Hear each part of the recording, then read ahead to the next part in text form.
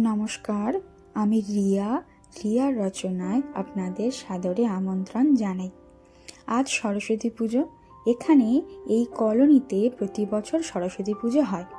এবছর সরস্বতী পুজোয় আমরা কেমন আনন্দ করলাম।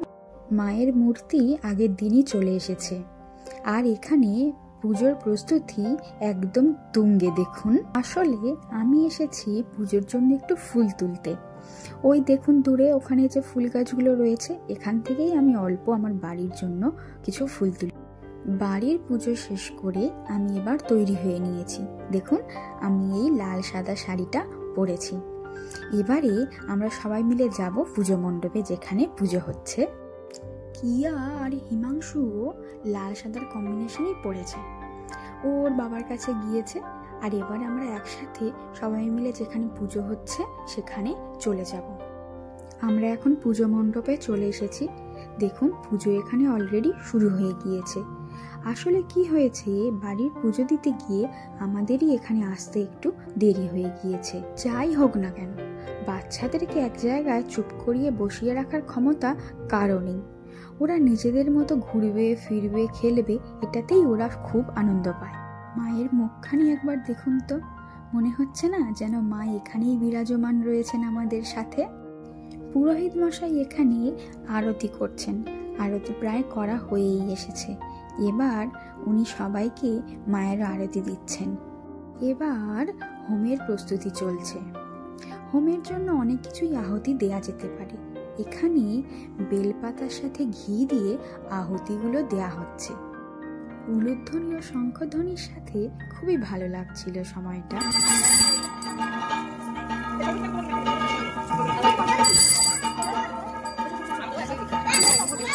হোম শেষ হয়ে গিয়েছে। পরপর দুধ, দই ও জল দিয়ে হোমের আগুনকে নেভানো হচ্ছে।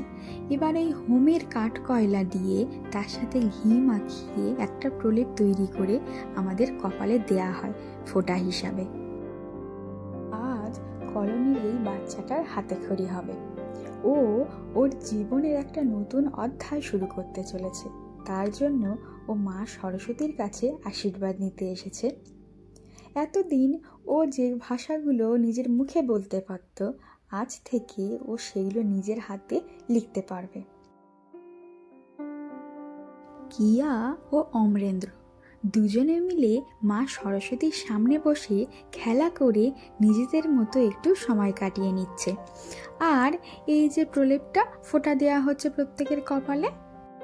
মায়ের প্রসাদ সবাইকে বিতরণের জন্য সবাই এখানে হাতে হাত লাগিয়ে কাজ করছে। আর ওদিকটাতে মায়ের যে সামনের যে অংশটা, সেটা একটু পরিষ্কার করে দেয়া হচ্ছে যাতে জায়গাটা ভালোভাবে থাকে। আমিও প্রসাদ নিয়ে চলে এসেছি ওকে একটু দেব বলে। ও সকাল থেকে কিছু খায়নি, এখনই ওকে কিছু খাওয়াবো। প্রসাদ বিতরণ হয়ে গিয়েছে, তাও অল্প কিছু ফল কাটা হচ্ছে যাতে পরে যদি কেউ আসে তাহলে প্রসাদ তার জন্য কম না হয়। আমরা তিনজন রেডি হয়ে আবার বেরিয়ে পড়েছি পুজো মণ্ডপের উদ্দেশ্যে। সন্ধ্যাবেলা এখানে সন্ধ্যা আরতির ব্যবস্থা আছে, তাই আমরা সেখানে যাচ্ছি। এখানে এখন সন্ধ্যা আরতির প্রস্তুতি চলছে। ঠাকুরমশাই চলে এসেছেন, উনি এবার আরতি শুরু করে দেবেন। ধুনো ও পঞ্চপ্রদীপের সাথে কর্পূরের সহযোগে মায়ের সন্ধ্যা আরতি সম্পূর্ণ করা হচ্ছে।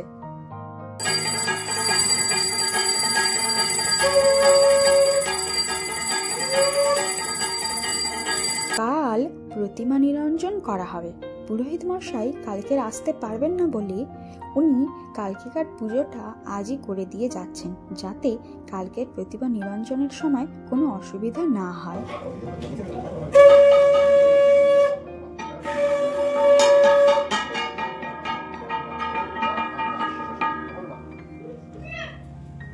আমাদের একটা নিয়ম আছে গোটা ষষ্ঠী করার। এইটা সেই গোটা ষষ্ঠীর চচ্চড়ি। এরকমভাবে আমার মাও করে, আমিও ঠিক সেরকমভাবে তৈরি করার চেষ্টা করেছি। কিয়া ঘুমাচ্ছিল বলে আমি ওখানে রাতে খেতে যেতে পারিনি, তাই হিমাংশু আমার জন্য নিয়ে এসেছে। এটা হচ্ছে কড়াইশুঁটির কচুরি, তরকারি ও বোঁদে। প্রতিমা নিরঞ্জনের জন্য আমরা বেরিয়ে পড়েছি। আজকে প্রতিমা নিরঞ্জন করা হবে পাশের একটা নদীতে। প্রতিমার পিছন পিছন আমরা সবাই মিলে গোটা কলোনিটাই একবার করে ঘুরে নিচ্ছি। হিমাংশুও যাবে নদীতে প্রতিমা নিরঞ্জনের জন্য। তার আগে ও কিয়াকে ওর সাইকেলে বসিয়ে গোটা কলোনিটা একবার পাক খেয়ে নিচ্ছে আমাদের সাথে। ওরা এবার নদীর উদ্দেশ্যে রওনা দিচ্ছে যাতে প্রতিমা নিরঞ্জন করা যায়। আবার 1 বছর পরে মা আবার আমাদের এখানে আসবেন, আমরা সবাই মিলে মায়ের আরাধনা করব। এই নদীতে প্রতিমা নিরঞ্জন করা হবে। আপনাদের দেখে এটা হয়তো খাল বলে মনে হতে পারে, তবে এটা একটা নদী এখানকার। মায়ের সামনে একটু ধূপ জ্বালিয়ে দেয়া হলো।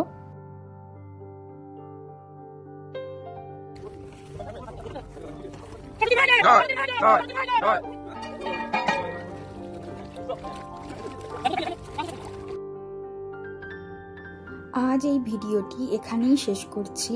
আমার এই ভিডিওগুলি যদি আপনাদের ভালো লেগে থাকে তাহলে লাইক করবেন ও সাবস্ক্রাইব করে আমার পাশে থাকবেন।